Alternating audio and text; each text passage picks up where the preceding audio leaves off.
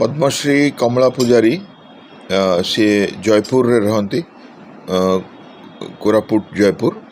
आउर आगुरी ब्रुकक जनित समस्या थिला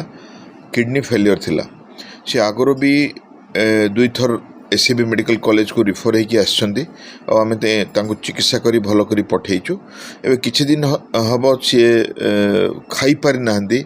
कहीं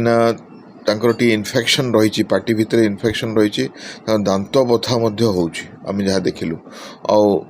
क्रिएटिनिन बढ़ी जाइए बर्तमान किडनी प्रॉब्लम आगुरी जो 5 भितर क्रिएटिनिन रोला बर्तमान 9 ऊपर चल जाइए आज जहाँ आम परीक्षा करी देखिलु तो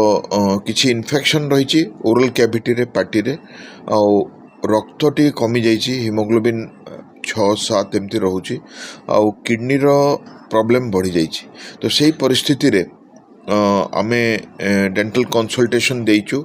जो पार्टी इन्फेक्शन पाई आमे मध्य तार चिकित्सा आरंभ करिचु आ किडनी रो औषध आरंभ हो जाइए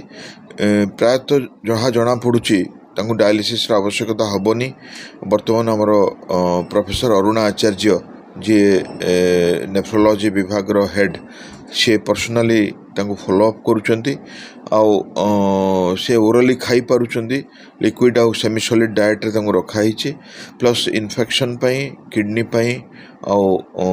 जो ज्वर पाई तांको मेडिसिन मध्य दिया हिची आमर बाकी रिपोर्ट आसीगला परे परिस्थिति स्पष्ट हो पारिबो किंतु सी वर्तमान स्थिर अवस्था अच्छी से गुरुतर नहांती आम आशा करुचु जे सब परीक्षा आसी चिकित्सा भल करी छाड़ी पारिबो।